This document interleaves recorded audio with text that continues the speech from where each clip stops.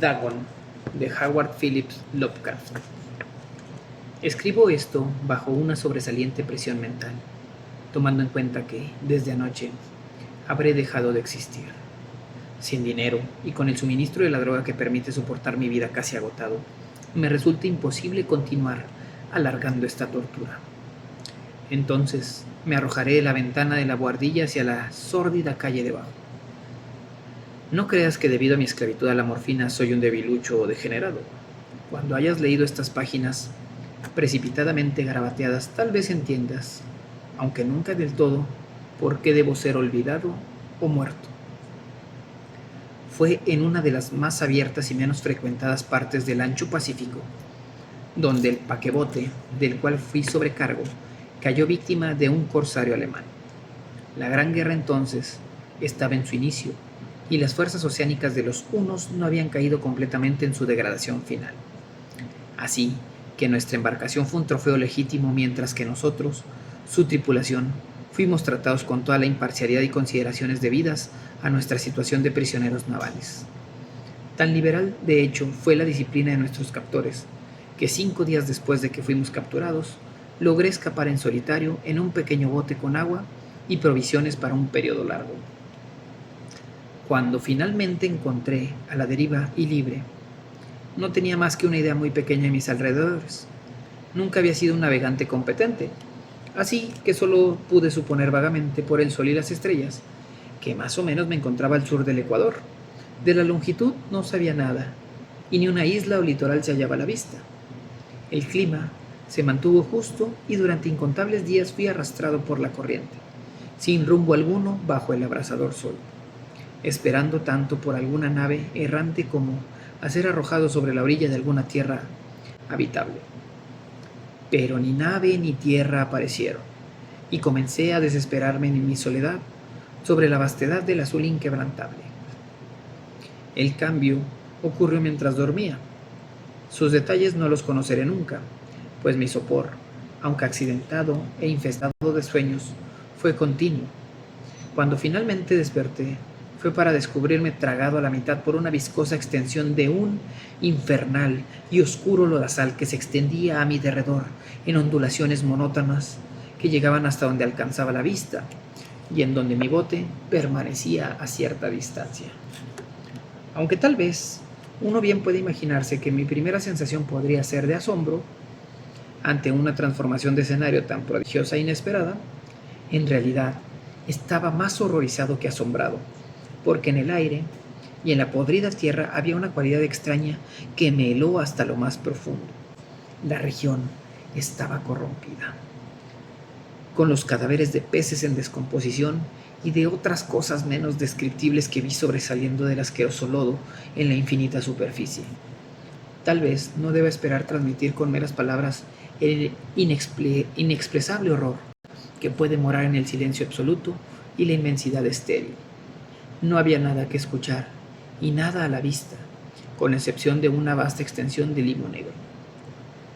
Aún así, la absoluta totalidad de la quietud y la homogeneidad del panorama me oprimían con un miedo nauseabundo. El sol llamaba desde un cielo que me parecía casi negro en la cruel ausencia de nubes, como si reflejara el oscuro pantano debajo de mis pies. Conforme me arrastré hacia el bote encallado, entendí que solo una teoría podría explicar mi situación. Debido a algunos levantamientos volcánicos sin precedente, una porción del fondo oceánico debió ser lanzada sobre la superficie, exponiendo regiones que durante innumerables millones de años permanecieron ocultas bajo insondables profundidades de agua. Era tan grande la nueva extensión de tierra emergida debajo de mí, que no pude detectar rumor más leve que surgiera del océano, por más que esforcé mis oídos. No hubo tampoco alguna ave marina para alimentarse de las cosas muertas. Durante muchas horas estuve sentado pensando o desesperado en el bote, que descansaba sobre su costado permitiendo una delgada sombra conforme el sol se desplazaba a través del cielo. A medida que el día avanzó, el suelo perdió algo de su humedad y pareció secarse lo suficiente para permitir un traslado en corto. Esa noche dormí, aunque poco, y al siguiente día me preparé una provisión de comida y agua, como inicio de un viaje en busca del desaparecido mar y el posible rescate. A la mañana del tercer día, encontré el suelo suficientemente seco como para caminar sobre él con soltura. El hedor de los peces era enloquecedor, pero estaba demasiado concentrado en cosas más importantes como para prestarle atención a un trozo de maldad, y de manera audaz me encaminé hacia una meta desconocida. Todo el día avancé firmemente hacia el oeste, guiado por una lejana colina que sobresalía más allá que cualquier otra elevación sobre el desierto. Esa noche acampé y al día siguiente continué hacia la colina, aunque aquel objeto escasamente parecía más cercano de cuando lo divisé por primera vez. Para la cuarta tarde, logré llegar a la base de la elevación, que resultó ser mucho más alta de lo que parecía a la distancia. Un valle que se interpone le permite sobresalir claramente de la superficie general. Demasiado fatigado para realizar el ascenso, dormí entonces a la sombra de la colina. Desconozco la razón de por qué mis sueños fueron tan salvajes aquella noche, pero antes de que la menguante y fantásticamente gibosa luna se elevara sobre la planicie este, estaba ya despierto, transpirando un sudor frío, determinado a no dormir más. Visiones como la que experimenté fueron demasiado fuertes como para soportarlas una vez más. Y en la fosforescencia lunar comprendí lo imprudente que fui al viajar de día. Sin el resplandor del incandescente sol, mi viaje pudo costarme menos energía. De hecho, ahora me sentí muy dispuesto ya para llevar a cabo el ascenso que el ocaso me disuadió a realizar. Tomé mi maleta y comencé a subir hacia la cumbre de la elevación.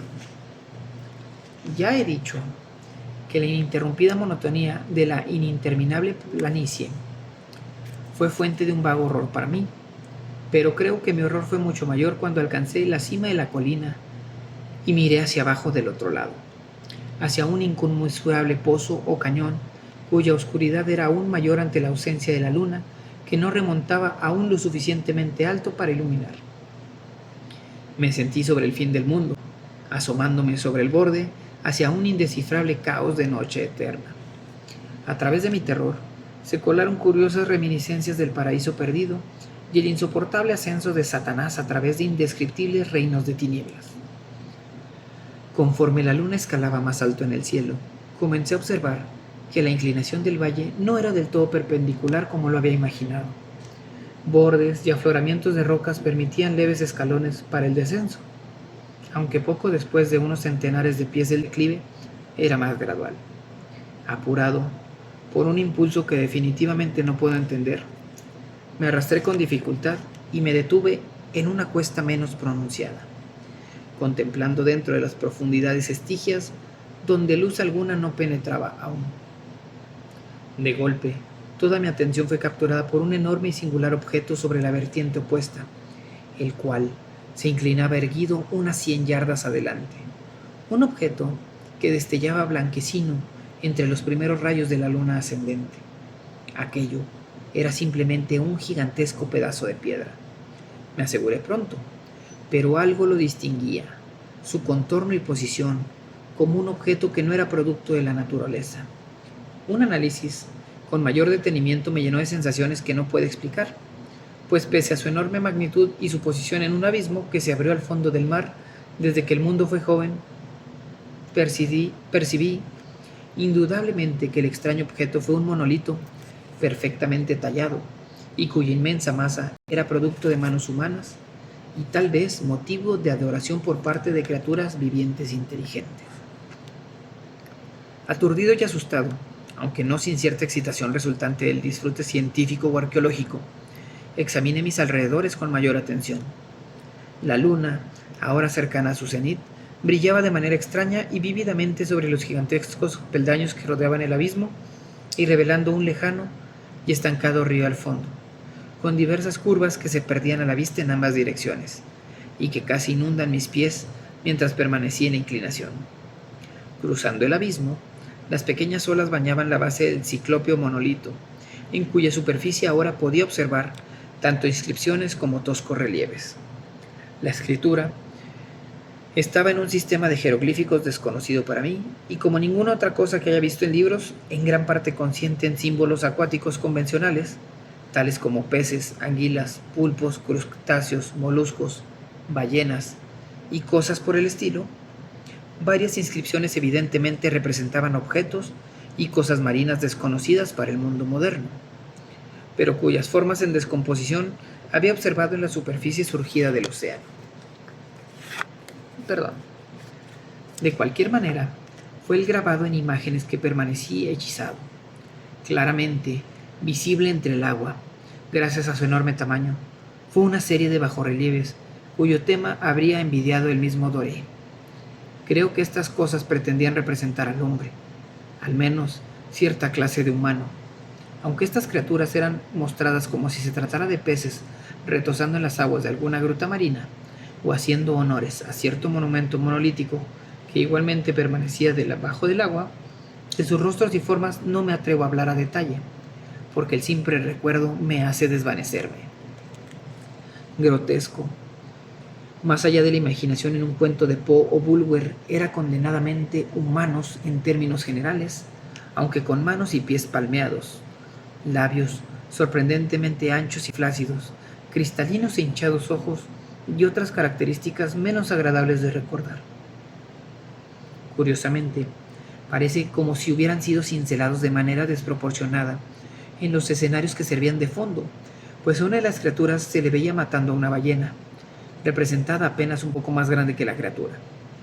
Subrayé, como ahora digo, lo grotesco y extraño de su tamaño. No obstante, estuvo seguro de que se trataba de tan solo de dioses imaginarios de alguna primitiva tribu pescadora o marinera. Cierta tribu, cuyo último descendiente pereció eras antes de que naciera el primer antepasado del hombre de Piltdown o del Neandertal. Asombrado ante este inesperado vistazo al pasado más allá de la concepción del antropólogo más atrevido, permanecí meditando mientras la luna bañaba de pálidos reflejos el silencioso canal que tenía ante mí. Fue entonces cuando repentinamente lo vi, tan solo con una leve agitación que marcaba su ascenso a la superficie. La cosa se deslizó a la vista sobre las oscuras aguas. Enorme, una especie de polifemo repugnante, se lanzó con un sorprendente monstruo de pesadillas y el monolito, sobre el cual arrojó sus gigantescos y escamosos brazos mientras inclinaba su espantosa cabeza, dando salida a ciertos sonidos mesurados. Creo que enloquecí entonces. De mi frenético ascenso a la cuesta y al precipicio, y de mi delirante viaje de regreso al bote amarrado, recuerdo poco. Creo que canté mucho y reí de manera ensordecedora cuando ya no pude cantar. Tengo recuerdos indistintos de una gran tormenta, tiempo después de llegar al bote. Como sea, sé que escuché repiqueteos de truenos y otros tonos que la naturaleza usa únicamente en sus estados más violentos. Cuando volví de las tinieblas, estaba en un hospital de San Francisco, traído por el capitán de la nave estadounidense que rescató mi bote en medio del océano. En mi delirio he hablado de más, aunque a mis palabras se les ha dado poca atención. Sobre alguna tierra levantada en el Pacífico, mis rescatistas no saben nada. He considerado innecesario insistir sobre algo que no se creerán. En una ocasión, busqué a un célebre etnólogo y lo entretuve con peculiares preguntas acerca de la antigua leyenda filistea de Dagón, el dios pez, pero pronto percibí su desinterés y desistí entonces de continuar con el interrogatorio. Es en la noche, especialmente cuando la luna es gibosa y menguante, cuando veo a aquella cosa. He intentado con la morfina, pero la droga solo ha dado alivio temporal y me tiene ahora entre sus garras como un esclavo desesperanzado. Así me encuentro ahora, a punto de acabar con todo, tras haber escrito una crónica completa para la información o como un despreciable entretenimiento para mis congéneres. Constantemente me pregunto si todo esto pudo haber sido una alucinación fantasmagórica, una mera fiebre alucinante, mientras permanecí insolado y delirante en el bote tras escapar del barco de guerra alemán. Esto me pregunto, pero siempre acude ante mí una vívida y horrorosa visión como respuesta. No puedo pensar en el profundo mar sin estremecerme ante las innombrables criaturas que en este momento deben estarse arrastrando y revolcándose en su fangoso lecho, adorando a sus antiguos ídolos de piedra y tallando sus mismas imágenes sobre obeliscos submarinos de granito inundado.